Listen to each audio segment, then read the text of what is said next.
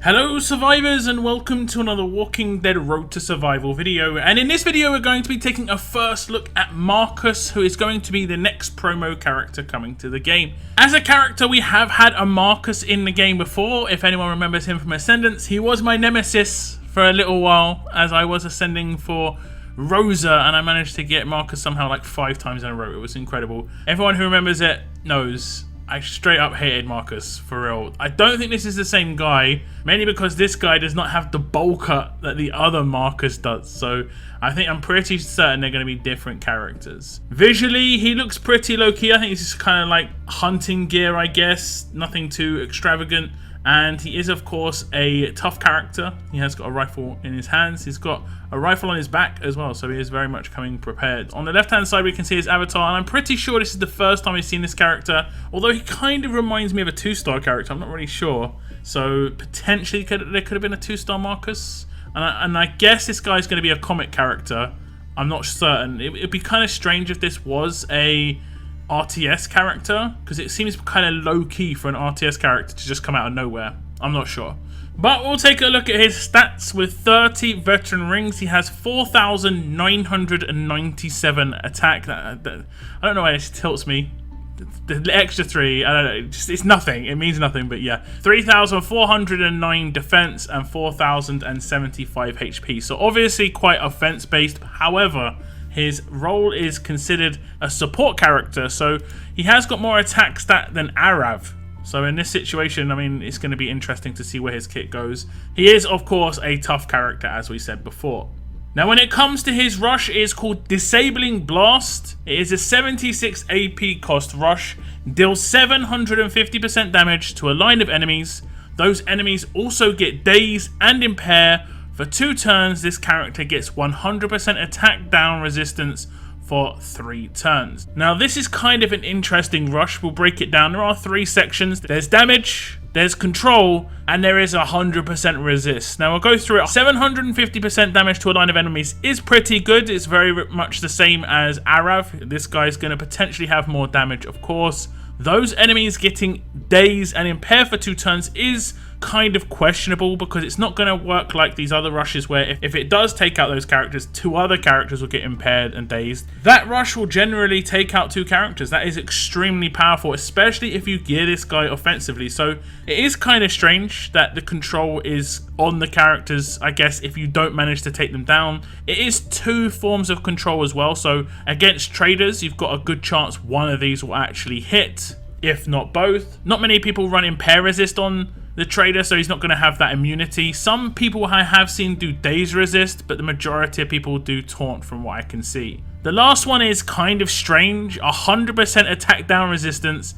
I can't really think of anyone who does attack down except for... Who does attack down? Jackie? I think Jackie does attack down. That's it, like in terms of the kind of teams that I would see Marcus being used against. You see, the thing is with the attack down resist, you'd want to stop him being attacked down, which means obviously that his damage output would be reduced before doing his rush, not after it as much. It does last for 3 turns, so he would get it for the second rush, but by the time that comes around, I mean, you should have already dealt with a lot of the defense team, and I don't think attack down is going to be as much of an issue, unless you could potentially be in that sort of like clutch moment where it's not really likely. Okay, so I have got his rush on turn 3, and I'm going to rush the bottom line of characters who he will take out. This is just to show that if he does take out the characters that he's rushing, the control on the rush doesn't go to just 2 other characters like it does in some cases. For instance, Michonne, who came out, if she takes out the character with her rush, 2 other characters gets confused.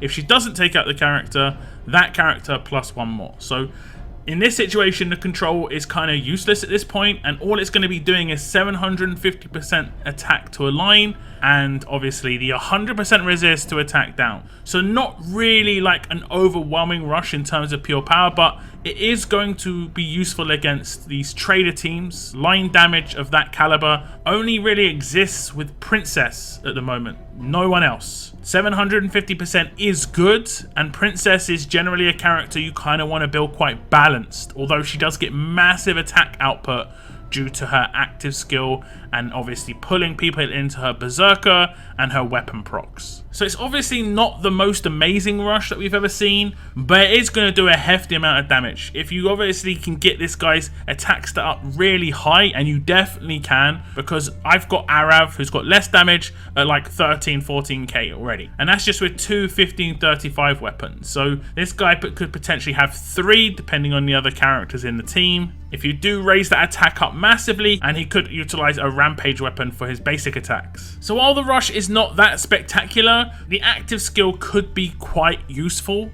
It is remove all positive effects and attack up. It has an initial cooldown of 2, cooldown of 3, number of uses 5. And as it says, remove all positive effects from target enemy. This character and up to 2 other teammates get 75% attack for 2 turns. The all positive effects being removed from a target is actually pretty good, especially characters that can get defense boosts. You've got alert characters that can do the team player 4, and that's 50% defense boost, and this will obviously remove that, but the 75% attack boost is obviously massive. It's not as powerful as these 100% attack boost that we've seen on Axel's rush, but you could potentially do this active turn 3 and then command him to do his rush, because he would have it naturally on a turn 3. However, if you did have a Doc Stevens on the attack and you gave this guy the AP on that first turn, you could potentially active command him on turn 2. If you've got a Rampage Priya in the same team as Marcus, obviously the damage output is going to be massively boosted. So you see, on turn 1, all I have to do is get the AP to the 2 characters that I want to actually rush, and it's going to be both Marcus and Priya here, and then we'll just do the last attack. And then in this case, I can do Marcus' active skill. I do his active skill, and you can see that the 75% attack boost went to himself. That is the guarantee. It also goes to Priya, which is great, but it did also go to Rick, which is not so good. In this situation, I don't necessarily have to command him. I could just leave it and let him hit a natural rush on the next turn. He will still have the 75% attack boost when it actually goes down, and I can just rush with Priya and hope she hits some crits and hit some rampage attacks. So she is going to hit a couple, and we are going to take out 3 or 4 characters, and in this situation we're fairly safe, and I can rush to finish it off with the princess here, although Lily is generally quite defensive. If Princess would have had the 75% attack boost, it almost would have been guaranteed, but we can just finish it off with Marcus. No, we cannot. No, we cannot. It's going to have to be Priya coming in with the final hit. So the active can be very useful, however, it is completely RNG on the 2 teammates it hits. If you have got more than 2 other damage dealers as well as Marcus, then it's guaranteed to obviously go to someone who's going to be a damage dealer. In majority of cases, that isn't going to be how it rolls. Most people only have 2 to 3 damage dealers on an attack team and try and have some sort of balance, especially with the requirement of pretty much having a healer, a lot of the time a 5-star or a 6-star healer on your attack team at the moment. So overall, the active skill is okay. I think it's better than the rush in terms of what it adds. It's going to be buffing other characters. This is where the support role comes in. But so far, nothing really stands out as being super spectacular. But that is where the leader skill comes in. It is going to be the first leader to bring all tough and strong teammates into the same team with an percentage attack lead. And it also gives a huge bonus to AP when attacking. This is a hard counter to Jackie defense teams in terms of the traits, and the fact that you can use the new Michonne in this team and Rampage Priya together, that's going to be absolutely insane. Lots of power behind this character, and those are 2 hefty damage dealers. 75% attack boost on a Rampage Priya, or 75% attack boost on the Michonne. She already has 1200% damage to 1. She's generally going to one-shot pretty much any character. Now the reason the attack boost is actually pretty good on that active compared to, let's say, debuffing the enemy and doing defense down is, Trader can resist defense down, but they cannot stop attack up unless they have a blocker in there. And generally speaking, at the moment, there isn't anyone who can block attack up that I know of. So the leader skill is extremely useful, of course. It is pretty much identical to 6-star Diego. However, it does give a little bit more attack stat with the 50% attack in there. Now Marcus does not have an attached weapon, so instantly when you get him you can just put whatever weapon you think's best in his hands. He is the central character, and that means that he can give everybody adjacent to him 1535 and get that himself and still be very viable. I don't think Rampage is really hugely needed on him because obviously the Rampage weapons will not proc with his rush, but it could be okay. It really is down to you and how much power you think you have elsewhere. I think Marcus is probably best used as someone who's going to use his active turn 2 or 3 and then just use his rush to finish off characters after your main damage dealers have rushed. So that is Marcus, and he is going to be the next promo character coming to the game. Like I said, the main thing he is bringing is that leader skill. He does bring pretty decent attack stat on his rush. He does bring pretty decent attack boost on his active, but most people when they look at this character will be looking at him as a character to unlock other parts of their roster. The issue that we've got right now in RTS is there are not too many percentage damage dealers within strong characters that are actually any good. It's pretty much Michonne and not much else. So potentially after Marcus we could see 1 or maybe 2 damage dealers come out that could be utilized with Marcus as the leader.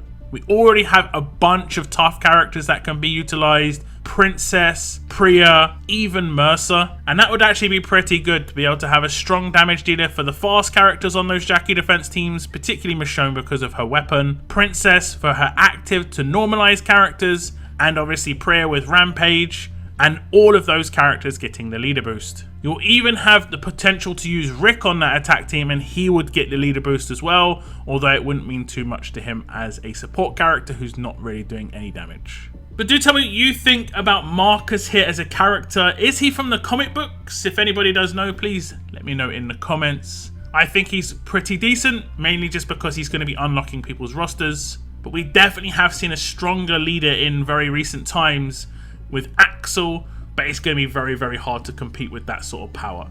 That is the end of my video. I want to thank you very much for tuning in, and as always, keep on surviving, guys.